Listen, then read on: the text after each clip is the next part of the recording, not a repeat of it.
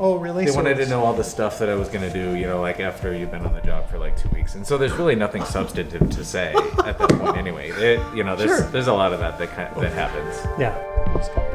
Yeah, I mean, we were in a, so in 2017 we won I don't know if is this your episode? Oh yeah, this has been going. This has been going since, I was adjusting, as soon as when I was adjusting the mic, that's pretty much when it all started. We won the Bush Prize, and then they did the Bush Foundation, which is who gives the Bush Prize. Yeah.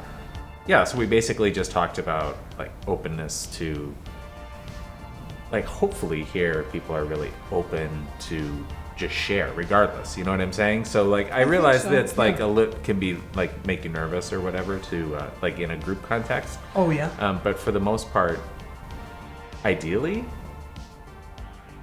you maybe never achieve the complete ideal, but ideally people are free to express in any like space here, like what they're seeing, what they're feeling, what they want to see moving forward. So that's gotta be tough.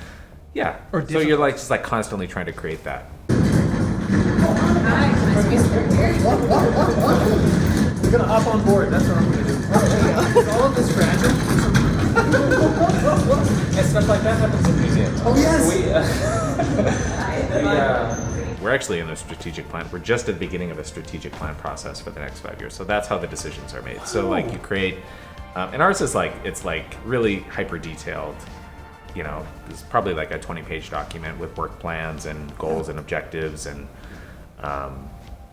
values and focus areas and all kinds of stuff that are meant to create like the paradigm, the boundaries for which you'll make decisions and operate moving forward. Yeah. So that's 5 years. That's how it works. But then within that, there's quite a bit of space for creativity. Yeah, of course. There has to be. I mean, that just sounds contradictory. It sounds like nonsense, Yeah. If there's like no room for creativity in a contemporary fine art museum. Yeah, it'd be weird, right? But yeah, we had talked about, because I had brought up the title of this web series, Where Are You From? Oh, that's what it is. Yes. Yep. Where are you from? Yep. Where are you from? Yep. I brought that up, and I was talking about what it's about. And it started, we had been talking about that just as these devices were being turned on. It started because I was being asked that all the time in town. Mm-hmm. Like all the time. And it still happens weekly. It's not daily. It was daily for a while. Like, where are you from? It's such a complicated question. Yes. And that's what you started to talk about. It's a really complicated...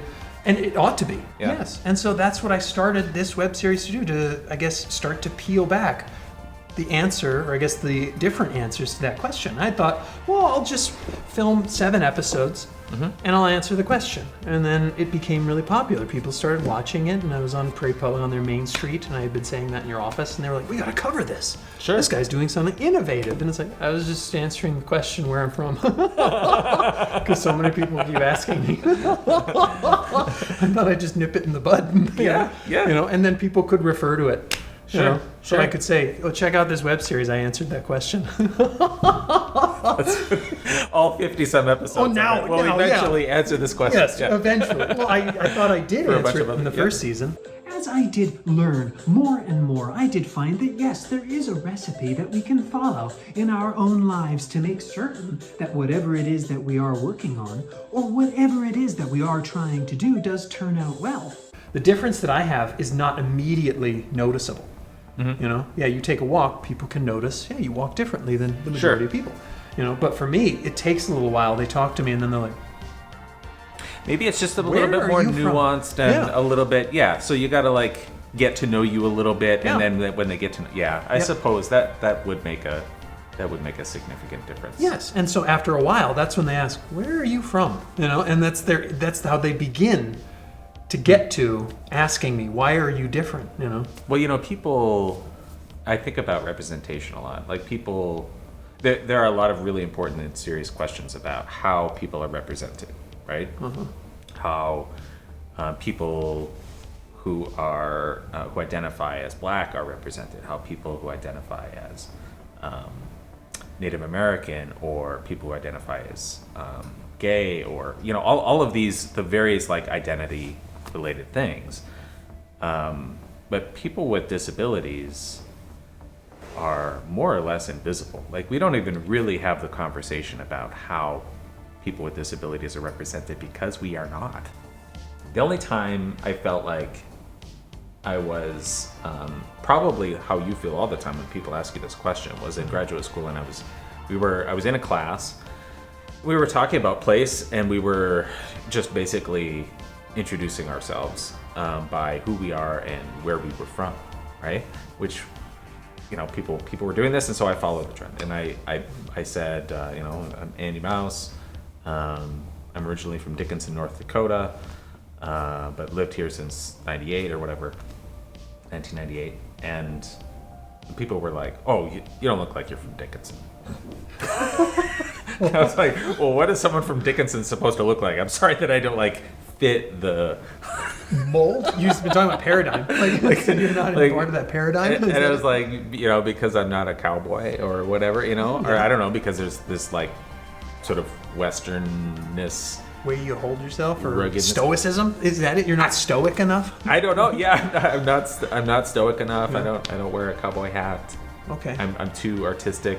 I'm too something. I don't know what. Flexible, nurturing. It could be a lot of things. I mean, there could be like, and I wish I would have pressed. That's part of the reason why I think about that conversation, because I just diverted, like, because it was like we were just going around doing introductions, and I didn't want to like take that much space already and push back on what that meant to try to understand it. But I think about it in the sense that I wish I would have, because I wish I would have like said, well, what does that mean? I mean, because I'm generally still curious. Like, what does that mean when somebody says, well, you don't look like you're from there, or you don't seem like you're from there, or, you know, it's just like the ideas that people have in their minds about where, you know,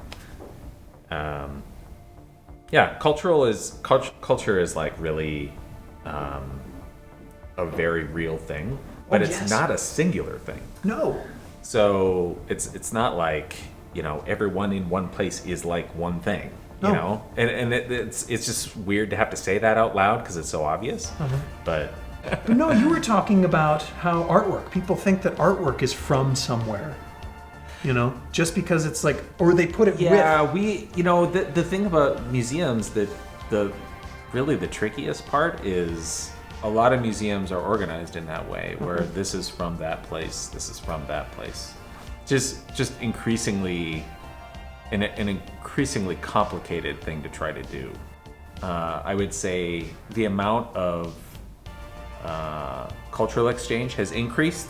And so that changes culture, that changes what is made where, and who's learning from whom. It's no longer like maybe it used to be, you know, turn of the 20th century when we look at like cultural center like Paris, right, where people are very directly learning from one another, and we have this like this romantic notion of like artists in these cafes, all, you know, like exchanging all these great ideas, smoking cigarettes, charcoal, and then producing brilliant masterworks, right?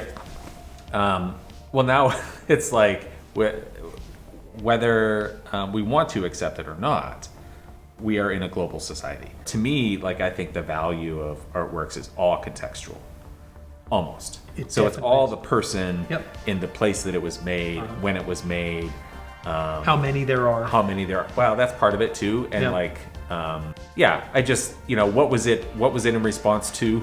Like, you think about like World War II as being this really important part in our history where artists were, it changed.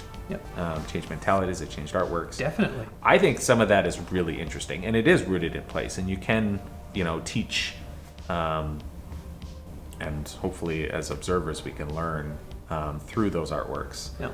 But yeah, I think people oftentimes think about, well, it's all about what it looks like. No, it's more than that. It's much more than that. In fact, I would say that's maybe less important in some ways than all of the other context. Yeah. Okay. I think that's enough. All right, sounds good. That's all I do. Whenever I'm in spaces, I'm just, hello. People are like, who is that guy? Yeah, he's John. Just don't pay any attention to him.